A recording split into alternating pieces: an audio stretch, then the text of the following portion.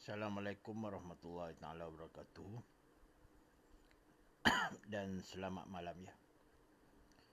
Jadi pada malam ini seperti yang saya janjikan kepada saudara dan saudari muslimin dan muslimat terutamanya oleh kerana saudara Caprice pada mulanya hendak membuat live di IG Instagram, kemudian dia membatalkan, tetapi dia meneruskan juga untuk membuat live tapi pukul 10 setelah dibuat report oleh Ustaz Abiliu. Maka saya tidak tahulah jadi ke tidak. Cuba anda semua cek lah dekat IG tu, sama ada penyanyi rap kita sekarang sudah berada di Palestin, jadi buat live atau tidak. Kerana report polis Ustaz Abiliu telah buat pada petang tadi di Balai Polis Danwangi. Mungkin kerana ramai artis-artis dan selebriti yang menyerangnya, termasuk Wardina, seperti Ustaz Firdaus Wong dan NGO kita yang berada di Palestin juga, iaitu Nadir yang mempunyai NGO Nuri. Jadi untuk mengikuti perkembangan apakah sebenarnya kemelut ataupun polemik yang berlaku di antara, ialah dikata Caprice kata isu pasal Ustaz Abiliu ni 10% saja, yang selebihnya ialah tentang benda lain, contohnya hubungan diplomatik. Sebab Ustaz Abiliu ni dia masuk melalui Gaza, dan Gaza ini apa yang saya study melalui YouTube Garasi, nama apa, seorang reporter ke lawyer dia tu, Zainal Rashid tu. Dia mengatakan bahawa Gaza ini di bawah Hamas diiktiraf teroris atau pengganas oleh terima kasih Zakira Anillah, diisytiharkan teroris ataupun pengganas oleh puak-puak Israel, kerajaan Israel, dan bukannya masuk ke tebing barat dikuasai oleh Fatah. Okey, tak dengar suara ya, jadi saya cuba dekatkan. Saya dah guna mic ni, tapi mungkin masalah handset ni handset second ya, Huawei P10 Plus. Jadi dengan report polis Ustaz Abiliu ini, seolah-olah memberi satu safety kepada beliau sendiri. Mungkin kerana dia tidak tahan dengan tekanan daripada beberapa pihak. TMJ Tengku Mahkota Johor pun suruh mereka ni berbaik-baik dan selesaikan secara kekeluargaan. Dan yang terpaling juga ialah Menteri Luar kita, Datuk Syamsuddin Tun Seon, sebab selaku Menteri Luar. Dan yang terbaru dikeluarkan oleh Ustaz Nadir yang kahwin dengan orang Palestin tu, dia kata dengan pemergian Ustaz Abiliu bersama NGO-nya secara sembrono tu telah mengakibatkan semua NGO-NGO lain selepas ni, maknanya kalau nak masuk, dia akan membayar kepada satu company itu dengan bayaran agak tinggi lah. Ini mungkin yang hendak diceritakan oleh Caprice, cara pemergian Ustaz Abilio dengan NGO-nya tu telah mengundang pelbagai spekulasi ataupun persepsi negatif Israel itu terhadap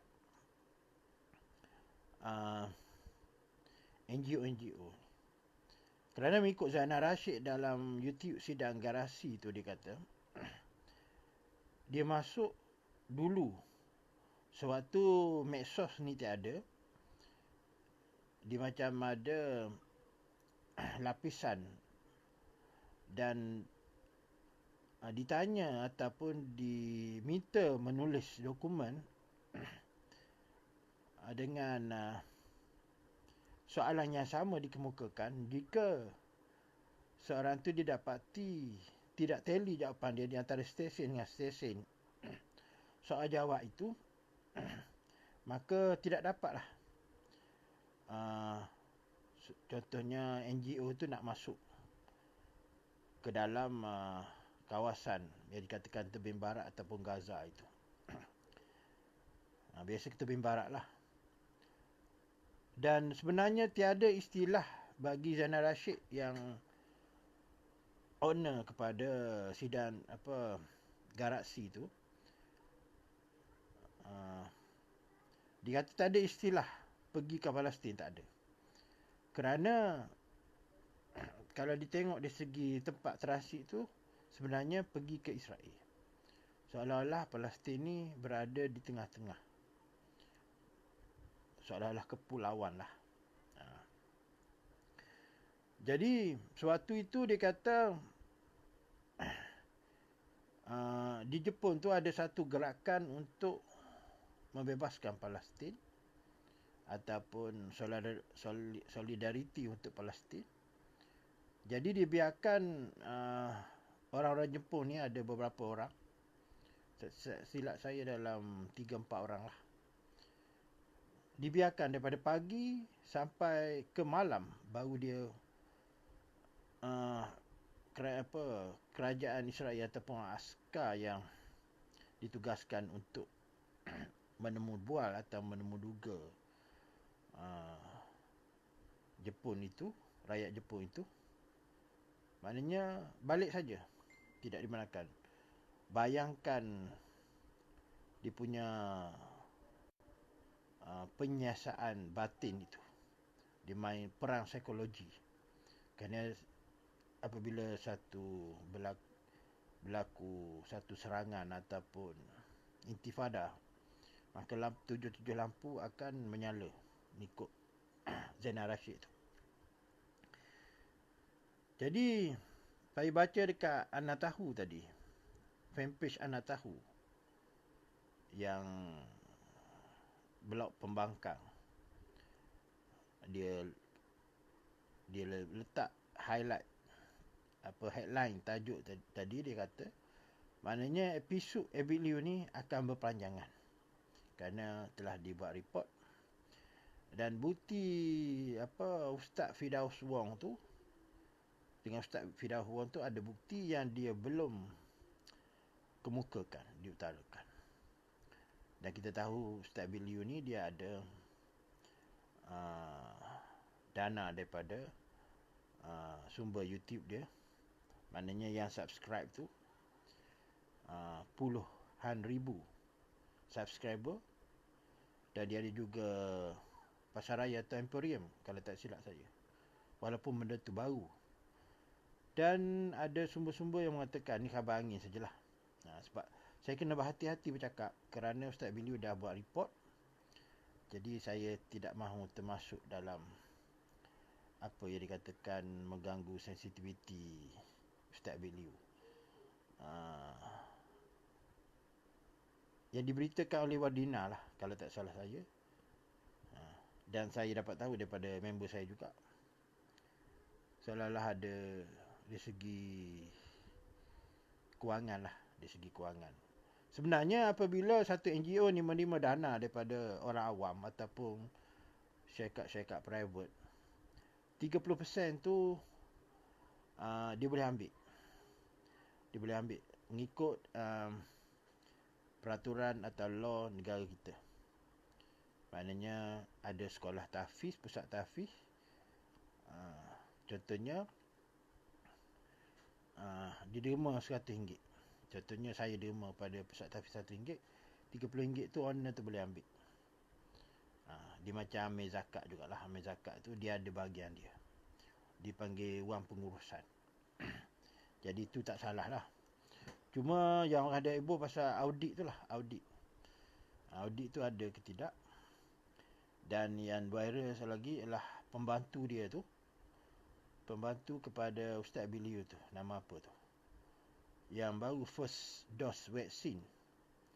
Belum lagi complete vaksin, macam mana boleh lepas. Itu pun orang pertikaikan.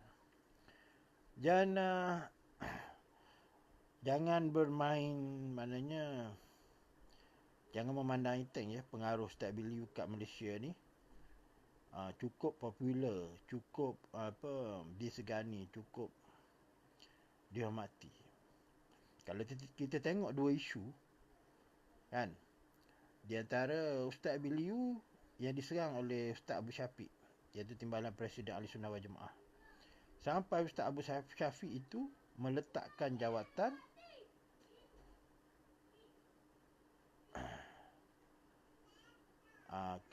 ambil itu kes pengurusan term tu kena jelas Syekh. Okey. Jadi kejap lagi saya ulas. Saya nak ulas yang ni dulu. Ustaz Abu Syafiq cuba menyerang Ustaz Biliu tu, diserang balik oleh netizen, penyokong Biliu ni, sampai Ustaz Abu Syafiq ni letak jawatan sebagai pendakwah. Kita banyak kita tengok Ustaz Abu Syafiq ni pun suka menyerang. Ni lofa apa dia serang. Diserang siapa lagi? Diserang Wahabi. Dia pernah berdebat dengan Ustaz Salman Ali. Walaupun Ustaz Salman Ali tu menggunakan statement yang fake, tapi Ustaz Salman Ali tu dia coach ataupun jurulatih kepada tim debate dekat kota sana. Jadi dia menggunakan dia punya kemahiran tu walaupun statement tu palsu, tapi seolah-olah dalam majlis tu dia yang memenangilah debate tu. Itu kelemahan Ustaz Abu Syafiq lah. Sebab dia bukan kaki debat. Dia memang seorang academician, seorang maksud saya orang lepasan Al-Azhar dan beraliran Asy'ariyah Maturidiyah. Tapi dia ada juga kekurangan dia lah dari segitu. Sepatutnya dia nak lawan Salman Ali tu, dia kena prepare lebih sikit lah. Dan Ustaz Abu Syafiq ni pernah menegur Ustaz Biliu, seolah-olah ditonjolkan sumbangan itu, pemberian itu. Memang dari segi tasawuf benda tu nampak riak takbur, tapi penderma ataupun private sector, private company ni, dia nak tengok duit tu ke mana pergi. Jadi dia terpaksa highlightkan benda tu supaya bukti tu ada. Macam sekarang lah, saya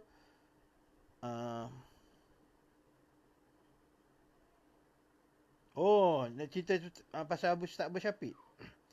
Ustaz Abu Syafiq ni dia ahbash. Dia bukan ahli sufi yang mempercayai Nur Muhammad, tidak. Dia kata awal kejadian ialah air daripada dalil Al-Quran tu. Tapi kalau kita tanya dia balik, sedangkan air itu H2O, 2 hidrogen 1 oksigen, boleh pecah lagi. Jadi saya kat mana tadi saya berhenti? Allahumma salli alaihi wasallam. Tak ingat dah. Jadi pasal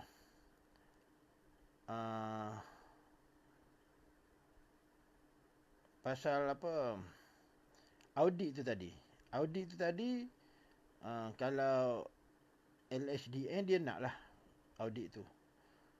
Jadi segala apa keluar masuk debit kredit tu dia nak tengok benda tu. Jadi yang pasal Ustaz Biliu ni, selain dia ada khilaf dengan Ustaz Bersyafiq, dan dia ada khilaf juga dengan pemimpin PAS di Kelantan, iaitu Ustaz Ni Amar. Di mana dia pergi sembrono, dia masuk kampung orang, dia tak bertanya khabar dengan YB situ atau ketua kampung untuk wakil. Itu ialah cara yang tidak disukai oleh maknanya pihak-pihak yang berada di kawasan tu lah. Maknanya macam Ni Amar kawasan sebelah Pekalan Cepa tu. Ni Amar marah lah. Seolah-olah menunjukkan kepada masyarakat ni, masyarakat Kelantan khususnya ataupun Malaysia amnya, seolah-olah kerajaan PAS Kelantan ni, terutama Ni Amar kawasan dia tu, dia tidak menghiraukan fakir miskin. Situ.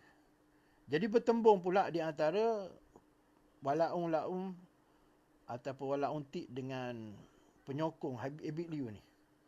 Sampai teruk penyokong PAS ni kena hentam dengan penyokong Habib Liu. Sebab tu saya kata penyokong Habib Liu di Malaysia ni, dia boleh meranapkan siapa-siapa yang nak beri imej buruk pada Habib Liu. Bukan senang. Kalau siapa-siapa nak mencari musuh dengan Ustaz Habib Liu ni. Sebab Ustaz Habib Liu ni, cara dia ni disenangi oleh semua golongan dan semua bangsa, semua agama. Di kalangan masyarakat Hindu pun, yang agama lain pun, Ustaz Habib Liu masuk. Dia ada satu video tu, apabila Ustaz Habib Liu masuk di perkampungan orang India tu, Hindu tu, Sami tu berkata, Tuhan kita sama, Allah juga yang jadi langit bumi ni. Jadi macam mana nak membalas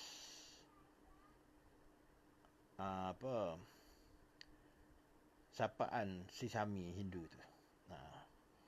Jadi memanglah orang agama lain dia percaya Allah tu. Dan kita tengok surah Az-Zuhruf tu, jika kamu bertanya kepada musyrikin siapa yang menjadi langit bumi, mereka akan menjawab Allah. Tapi tidak Islam lah. Sebab beriman hanya kepada Allah. Sebab Islam ni bukan duduk di Allah, duduk di Muhammad. Jadi yang menjadi persoalannya ialah adakah mereka tu beriman kepada baginda Rasulullah. Jadi balik pada Ustaz Habib Liu ni, cara Ustaz Habib Liu masuk dalam perkampungan Palestin tu, dah lah beli barang dekat Cairo kan. Mengikut geng-geng Heliza, dia kata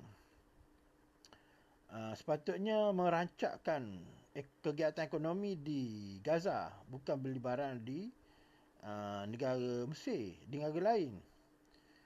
Dan juga dipertikaikan adakah 4 fasa itu dah sampai belum ataupun terkandas sebab daripada luar.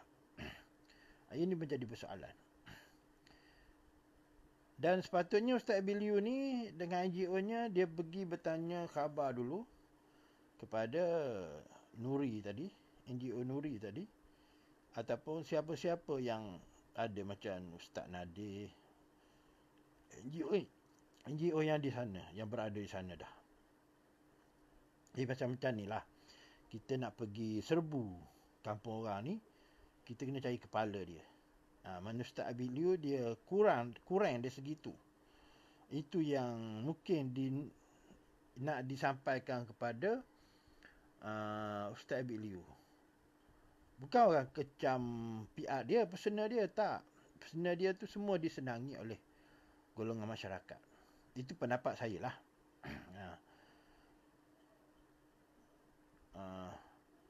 Satu lagi, highlight kamera tu tadi banyak tu.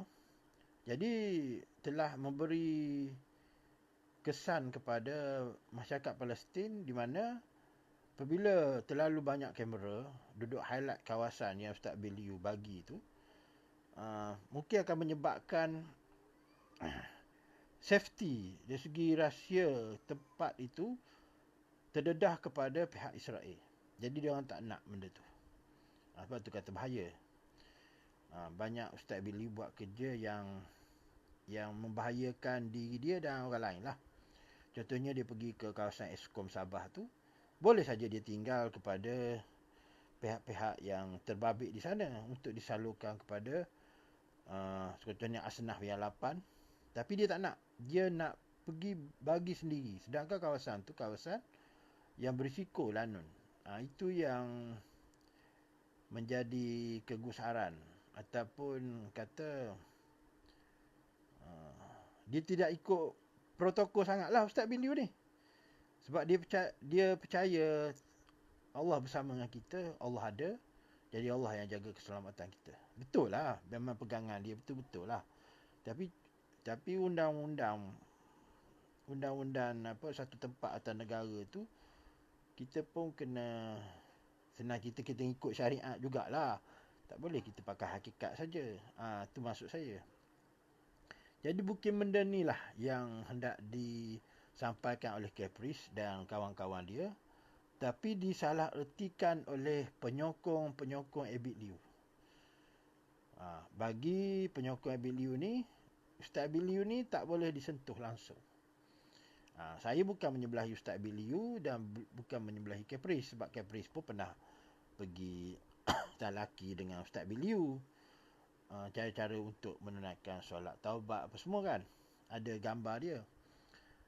Jadi isu ni akan jadi perpanjangan lah. Sebab mungkin Wadina dah tahu apa puncanya. Mungkin Ustaz Fidah Wong, dia ada bukti, mungkin dia tak buat keluar lagi. Tapi apabila Ustaz Abid Liu report, ini memberi satu sedikit kekebalan atau immunity kepadanya lah. Maknanya supaya orang yang nak bercakap tentangnya tu supaya lebih berhati-hati. Maknanya kalau kau tak ada bukti, kau jangan cakap pasal aku. Seolah-olah macam tu. Ataupun untuk meredakan tekanan yang hari-hari keluar dekat medsos. Jadi dia buat langkah yang bijak lah. Dia pergi report. Contohnya kalau ada orang ugut nak acam kita, kan, contohnya hantar ayam sembelih depan rumah. Biasa tu halong lah, terpecak merah, kita pergi report lah untuk keselamatan kita. Maknanya kalau apa terjadi pada kita, report tu dah ada, polis dah tahulah. Tu maksudnya. Jadi kita tak tahu, kita tak boleh nak sekat jarang, dan kita tak boleh nak buat telahan, buat teori bermacam-macam, tak boleh. Sebab hanya Ustaz Abid Liu, Caprice dan orang-orang yang itulah saja yang tahu apa cerita sebenar. Saya ni cuma membaca dan mendapatkan maklumat daripada kawan-kawan. Dan Nabila Huda pun telah warning kepada Caprice, jangan menyusahkan diri sendiri. Maknanya sampai Caprice kata, kalau saya dedahkan benda ni, saya tak boleh balik Malaysia selagi kerajaan tak bertukar. Sebab pada tu dia ubah fikiran pula. Lepas tu dengan cerita malam ni nak buat live pula. Jadi apa sebenarnya? Apa sebenarnya yang bermain di fikiran Caprice, kita tak tahu. Jadi penyokong dia pun ada di belakang dia tu. Jadi pengurusi Finas pun, siapa? Aziz M. Osman pun. Aziz M. Osman pun, dia pun sendiri tidak bagi benda ni berpanjangan lah. Sama ada benda ni, saya nak kata benda ni dibuat-buat ataupun direka-reka untuk menutup isu lain, saya tak nampak. Saya tak nampak isu ni untuk mengalih perhatian rakyat. Tidak. Sebab kalau kita tengok isu dalam negara ni memang banyak lah. Isu dalam negara dengan ketidakpuasan hati rakyat kepada kerajaan, dan kerajaan pun dah mula mengambil langkah proaktif, maknanya bakul negara tu telah dilancarkan di bahagian masing-masing. Seolah-olah kerajaan ni memberi reflect kepada bendera putih tu. Maklumlah kerajaan baru, memang ada orang UMNO dalam tu, dalam kerajaan kita ni. Tapi mungkin ada setengah menteri tu dia baru naik, jadi dia masih kekok. Sebab menteri timbalan menteri kita kabinet ni paling ramai di dunia lah. Maknanya Amerika pun tak boleh challenge. 70 kementerian berpecah dua. Jadi ada orang kata seolah-olah Habib Liu ni dicemburui. Contohnya dengki lah, sebab dia watak dia macam seolah-olah hero lah. Tapi sebenarnya Habib Liu ni dia seorang tabligh. Tabligh ni memang passion dia akan bersemuka, face to face. Dia tak nak serah benda tu kepada orang lah. Macam tabligh datang rumah kita, dia ketuk-ketuk. Dia cerita bab iman, dia cerita bab kewajipan berjemaah di masjid. Tapi berita sekarang ni yang di Kedah, video tular yang viral, kena tahan dalam terak. Siap ada rantai lah. Sebab mereka tu solat di luar premis, di luar masjid ataupun surau. Jadi apa yang saya nak bangkitkan di sini ialah, ni kita lagi tajuk Caprice dengan Habib Liu lah. Jadi bagaimana dengan keadaan situasi zaman fitnah sekarang ni, dengan orang yang bersolat seolah-olah menjadi kesalahan. Kesalahannya apa?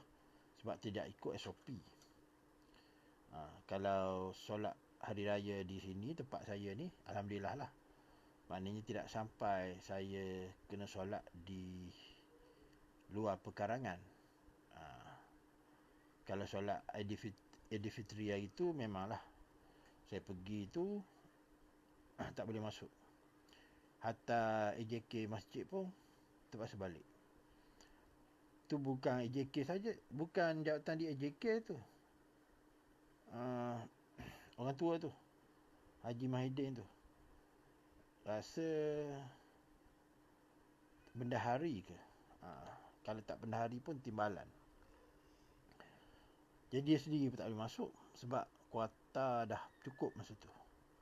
Hanya tak sampai 50 orang.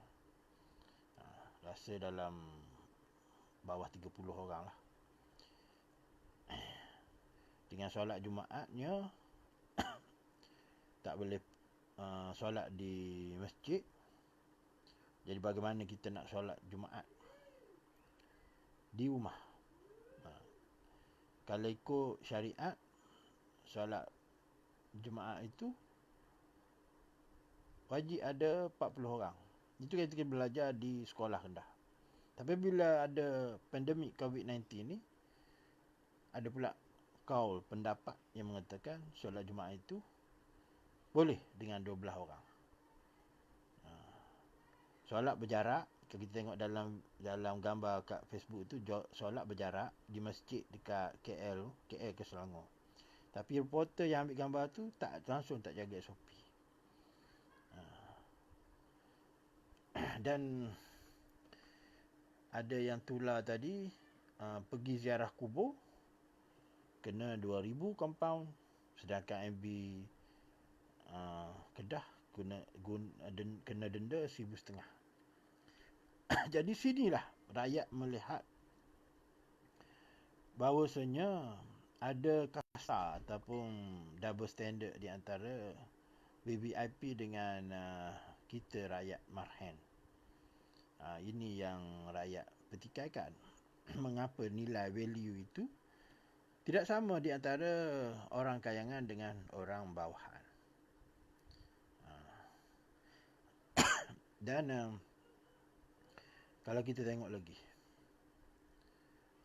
ziarah kubur tu tidak dibenarkan. Sedangkan masa dia pergi tu tiada pun orang lain. Sebab dalam tempoh PKP, PKPD ataupun darurat ni, kita perhati kes semakin banyak. Kes semakin naik. Ada orang kata sebab swab test tu banyak, maka kes tu akan jadi naik. Ada orang kata, ya ni bukan ada kata lah, memang sahih lah, kilang tak tutup. Sebab apabila kilang ditutup, kerajaan mengalami kerugian. Berapa juta sehari tak tahulah. Tapi betul lah kata setengah orang lah. Bukan orang biasa. Orang yang berpengaruh juga. Saya lupa dah nama. Dia kata kalau nak buat lockdown, betul-betul buat dalam masa 21 hari. Ataupun paling minima 2 minggu. Lockdown betul-betul, kilang pun tutup. Macam PKP 1 tu. Barulah benda ni boleh diatasi. Jadi mengapa rakyat dilarang untuk bekerja? Contoh kawasan yang PKPD, nak turun bekerja tak boleh. Tak. Kerana perintah suruh berkurung. Keluar hanya untuk mencari barang runcit, barang keperluan. Dan kita dapati kes bunuh diri start daripada PKP 1 ke hari ni, maknanya lebih pada 1,000 orang. Dia nak balik kampung pun tak boleh. Tak. Yang laki bini berpisah, boleh pergi ke kepala polis, cerita hal keadaan sebenar. Jadi yang kena buang kerja pun ramai. Yang bercerai laki bini pun ramai. Yang tetap isteri pun ada dekat Johor tu. Tetap anak pun ada pecah terpurung kepala pun ada. Jadi ya kita lebih kurang boleh kita katakan terkena bala lah. Bala. Kalau ikut pak mertua saya, dia kata akibat ketidakprihatinan orang-orang agama, jabatan agama terhadap sajak pergi ke Baitullahil Haram buat mengerjakan umrah memakai pakaian perempuan, sedangkan dia itu asalnya lelaki. Tentang dia operate buang tu cerita lain. Awak dilahirkan fitrah sebagai seorang lelaki, jadi perempuan, sepatutnya awak pakai maknanya lilit lah. Tak, bukan pakai tudung. Pergi ke Baitullahil Haram. Dia tu saya tak kena apa-apa, tak kena bala pun, tak kena panah peti pun. Memang awak tak kena, tapi kami yang kena.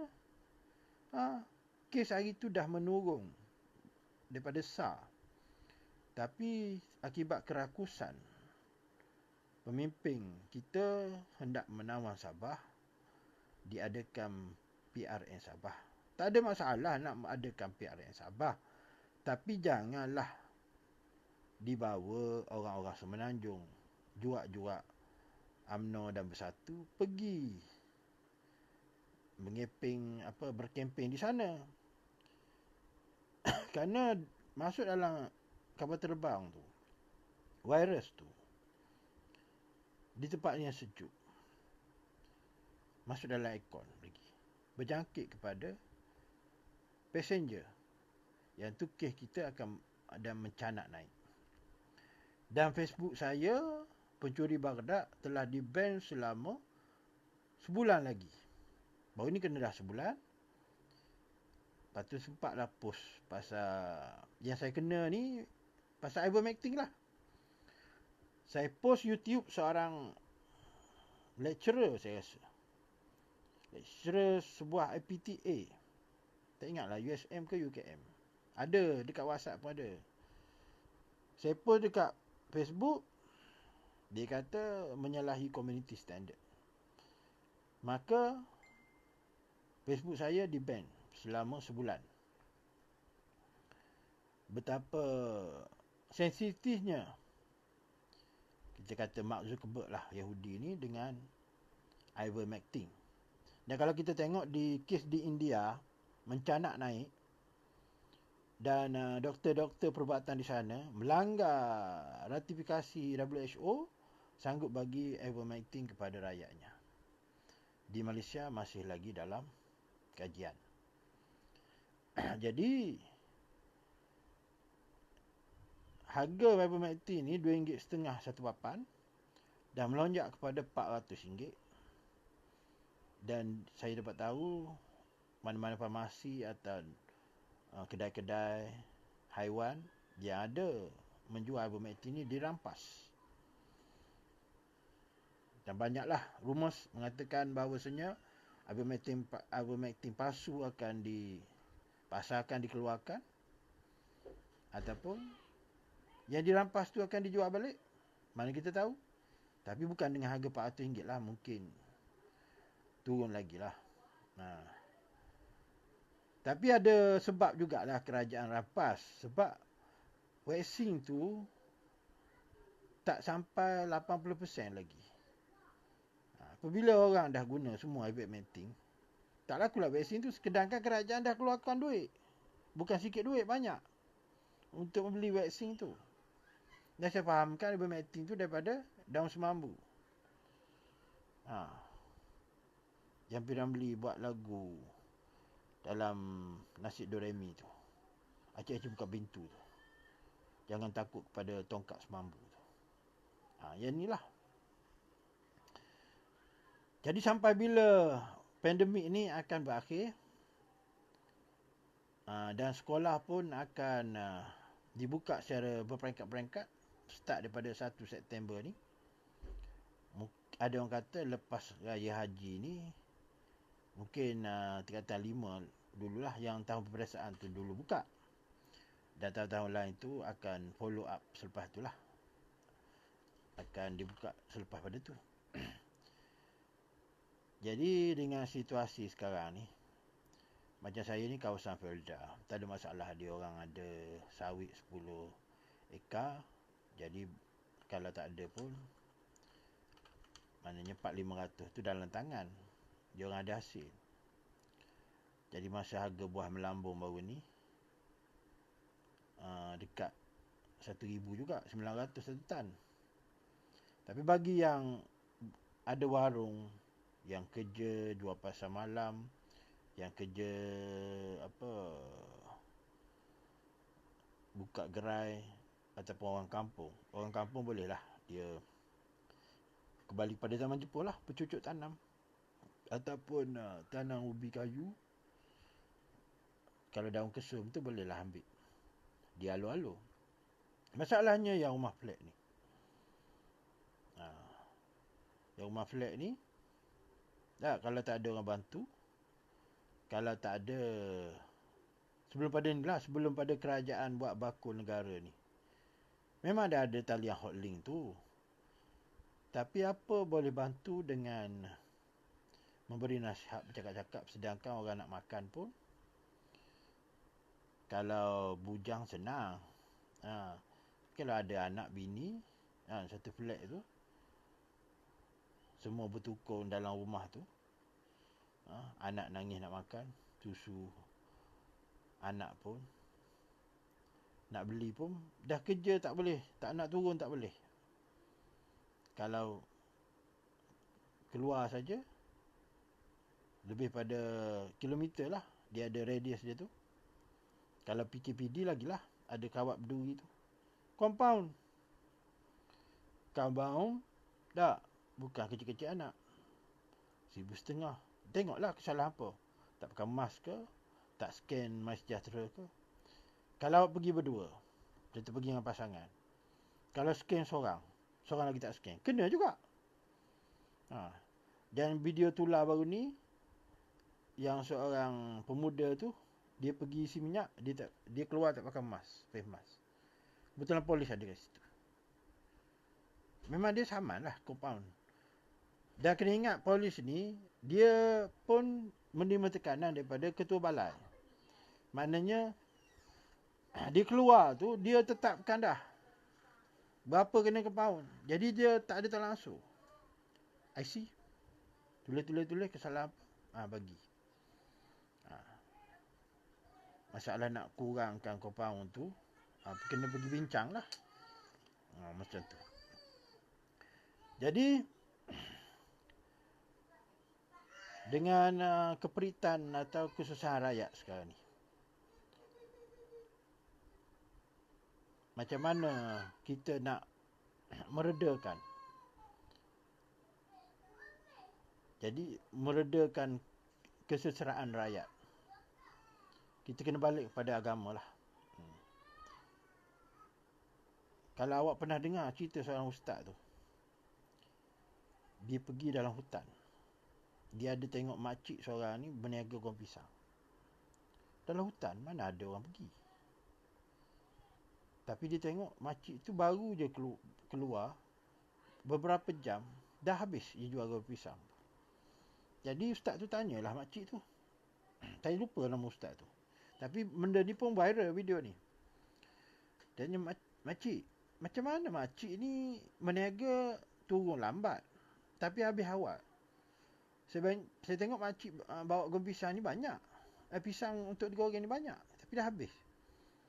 Awak ni, awak tak tengok ke mulut makcik dia baca apa? Makcik selawat tak putus.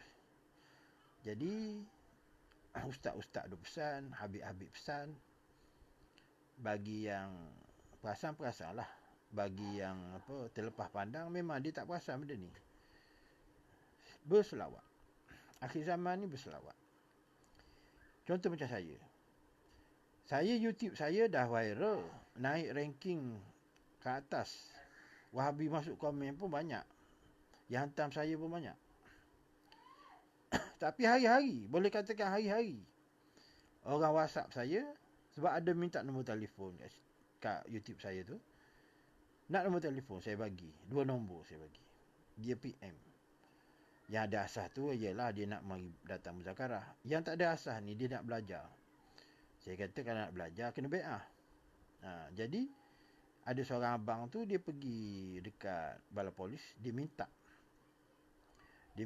saya kata dengan dia, Muhammad Zainon dari Cheng Melaka tu, bertam ke mana? Datang jumpa saya tu buat alasan rawatan kerohanian, lepas. Alhamdulillah lepas. Sebab mungkin keinginan inquiry dia tu kuat. Ataupun Melaka pada masa tu kes tak banyak. Sebab abang ni dia duduk dekat Selangor. Duduk dekat Selangor ni maklulah kawasan merah. Jadi seolah-olah Allah Ta'ala ni dia mengajar bahawa dulu masa kamu senang, masa kamu ada waktu lapang, masa kamu ada waktu luang, kamu tidak mencari ilmu ni, tidak mencari, jadi katakan ilmu mengenal ini, ilmu makrifat ini. Jadi sekarang Allah Ta'ala macam dah sekat, dah tutup dengan PKP. Jadi apa nak buat? Nak jumpa guru, nak cari guru, nak belajar, nak berbai'ah, tak boleh. Apa nak buat? Jadi berbalik kepada habib-habib dan ustaz-ustaz pesan. Akhir zaman berselawat. Jadi tarekat kamu ialah selawat. Dan guru kamu ialah apabila berselawat direct kepada baginda Rasulullah. Allahumma salli ala Sayyidina Muhammad wa ala ali Sayyidina Muhammad. Direct kepada baginda Rasulullah. Selawatlah banyak-banyak. Hatta dalam tandas sekalipun kamu boleh berselawat. Tapi kalau zikir baca Quran tu haram. Selawat tak apa. Itu kebesaran, kemuliaan, ketinggian selawat tu. Dan kalau kita tengok dalam YouTube, Tuan Guru Haji Wan Musa, dia seorang Bilal ataupun khatib dekat Masjid Tumpat tu. Tapi dia dah arwah lah, Allah yarham. Kamu taik kelebihan selawat, maka dia akan cerita lah. Cerita yang masyhur, maknanya Sufyan Sauri ini pernah menegur seorang pemuda tawaf secara perlahan-lahan. Ia seolah-olah menapak satu langkah demi satu langkah. Lalu ditanya pemuda tu, pasal apa kamu tawaf ni slow sangat? Orang lain sepatutnya macam orang lain tu laju. Kamu slow sangat, pasal apa? Saya berselawat, pakcik. Dia tak tahu yang tanya dia tu wali besar, Sufyan Al-Sauri. Jadi, mengapa kamu berselawat? Bukankah tawaf ni ada bacaan dia sendiri? Dia kata, dia pun ceritalah. Dia kata, ayah saya dulu datang bersama saya menaiki kapal. Dalam pelayaran kami itu, tiba-tiba ayah saya ni jatuh sakit. Naik kapal dulu berbulan-bulan kan. Jadi jatuh sakit tu sampai meninggal dunia. Wajah ayah saya ni handsome orang dia. Orang dia kacak, tampan. Tapi tiba-tiba bertukar menjadi wajah yang hitam legam. Jadi dia menangis lah. Dia menangis mengenalkan ayah dia ni. Dosa apa yang ayah dia buat ni sampai jadi hitam legam muka. Jadi dia menangis-menangis, dia tertidur lah. Dalam tidur tu dia bermimpi. Dia mimpi datang seorang pemuda, pergi dekat ayah dia ni, dia raut muka. Terus jadi berubah. Jadi lagi kacak, lagi tampan, lagi comel lah. Lagi handsome lah. Dia pegang jubah pemuda tadi, orang tadi. Pemuda tak pemuda lah, dalam 40-an. 40. Dia kata, siapakah gerangan tu hamba? Dia cakap bahasa Arab lah. Ni saya translate. Akulah baginda Rasulullah. Akulah Nabi kamu. Jadi saya nak tanya, apa dosa ayah saya ni sampai macam tu sekali? Dia kata, ayah kamu ni kaki maksiat. Walaupun dia kaki maksiat, tapi dia tidak lupa hari-hari dia berselawat padaku. Jadi amalan ayah dia ni banyak berselawat. Pada ayah dia tu seorang pendosa, kaki maksiat. Dia kata, bagi Rasulullah cerita lah, apa maksiat yang ayah dia buat ni. Semua ada lah. Tapi sebab kes selawat, jadi baginda Rasulullah datang memberi syafaat. Tak ada di padang mahsyar, di dunia dah Rasulullah memberi pertolongan syafaat. Kalau di padang mahsyar lagi lah syafaat untuk uzma. Jadi berbalik pada kisah makcik tadi, dia jual kuah pisang pun dia berselawat. Selawat ni kalau dalam keadaan takbur yang wujud samaah pun Allah Ta'ala terima. Itulah kebesaran kemuliaan selawat. Jadi mana yang ada kesulitan, yang mana ada kesusahan, yang mana ada hutang banyak, yang mana rasa tertekan, tak boleh pergi dah. Zaman sekarang ni semua orang tertekan, orang stres. Duduk rumah kena kurung pun stres, walaupun kamu orang kaya. Betul tidak kata saya ni? Kamu nak pergi beraya Muharram tak boleh. Polis akan cek rumah ke rumah. Yelah, kalau pergi beraya tak kena tangkap, tak apa. Alhamdulillah. Tapi kalau kena, bukan sekat kamu yang kena, tuan rumah pun kena. Dan kita, macam saya lah, saya cerita saya. Contoh sekarang nak pergi kedai kopi. Kita nak lepak, nak minum, nak berborak dengan pakcik-pakcik. Tak boleh. Itulah tempat kita berbual, berkongsi-kongsi pendapat. Bertegur siapa? Bergurau senda. Dah tak boleh. Orang rumah dia tak tahu. Sebab apa kita ni suka duduk kedai kopi. Suka yelah kalau kedai kopi tu bukan setengah jam lah, bukan 15 minit lah. Sejam 2 lah paling minima pun. Sebab nak bercerita apa yang berlaku semalam, apa yang viral dalam Facebook, dalam WhatsApp. Kita berkongsi-kongsi idea. Memang hidup kita ni kena bersosial. Tapi dah boleh naik basikal kan sekarang. Baru ni tak boleh. Baru ni sampai badminton pun tak boleh. Tapi saya pergi kampung Lubuk Batu tu, ada je orang main takraw. Budak-budak muda main takraw. Saya rasa dalam akta PKP tu tak boleh. Tapi budak muda pun tension sekarang. Dia orang nak pukul 5, pukul 6, dia nak keluar, dia nak riadah. Kalau nak berbasikal, sekarang pun saya tahu, setakat yang saya tahu, kalau berbasikal tak boleh secara tim. Maknanya seorang-seorang. Tapi kalau perempuan, takkan dia nak kayuh seorang-seorang.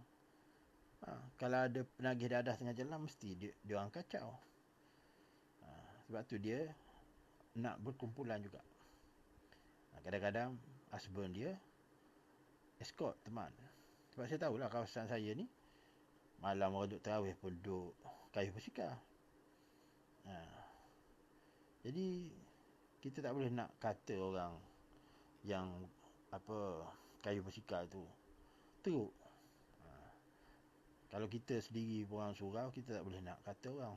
Kita cuma doakan je lah, moga dia diberi hidayah, petunjuk. Tu sebaiknya, bukan kita condemn orang. Jadi berbalik kepada Caprice dan Big Liu tadi, bolehlah ikuti. Kalau ada live dekat IG Caprice tu, pergi tengok. Dia nak cerita benda apa. Belum dia buka mulut, dia dah kena ban berterusan. Sampailah sekali Ustaz Big Liu buat report bagi menutup serangan terhadapnya lah. Tapi adakah dengan buat report tu, serangan peribadi tu tidak datang? Seolah benda-benda ni tidak ada penghujungnya lah buat waktu sekarang dan masa terdekat. Mungkin berpanjangan. Jadi apa lagi saya nak share? Sebenarnya tadi saya ada menerima parcel daripada Relah Bookstore. Kebetulan saya komen dekat fanpage dia tu tentang beberapa buah buku. Jadi apabila saya tanya harga-harga tu, dia terus kumulatif, terus campur, dan dia kata RM103 termasuk pos. Jadi cepatlah. Ada pun buku yang saya beli dengan IB Art. Ada, kalau awak tengok dekat Facebook tu, IB Art Bookstore tu, sekarang dia tengah berpindah daripada kedai yang lama mungkin ke rumah dia ke. Sebab waktu PKP ni, walaupun tak boleh buka tapak sewa kedai ke apa, tapi kedai buku baru seminggu 2 ni boleh buka lah. Sebelum ni tak boleh buka. Sewa tetap kena bayar. Yang ni yang menjadi beban, liability kepada penyewa-penyewa. Dengan buku dia pun dia tak post lagi. Saya rasa dah masuk 3 minggu dah ni. Saya nak tekan dia pun, dia dah tunjuk gambar, dia dah packing semua. Mungkin buku yang saya order tu ada dalam kotak tu. Jadi tak tahu bila sampai. Buku tu tajuk Cerita Sebenar Pembunuhan Saidina Hussein alaihissalam. Dan Abiat ni dia glamour dengan ensiklopedia sejarah kerajaan Islam yang berjilid-jilid tu sampai 1000 lebih. Jadi saya nak tunjuk beberapa buah buku lah yang saya ambil tadi dekat Pak Gad. Yang ni, buku ni Aqidat Al-Awam, Matan Asasi Ilmu Akidah. Yang ni kalau awak tengok dekat Facebook ada. Dia iklan yang ni lah. Iklan yang ni tengah viral sekarang ni. Relah Media. Kemudian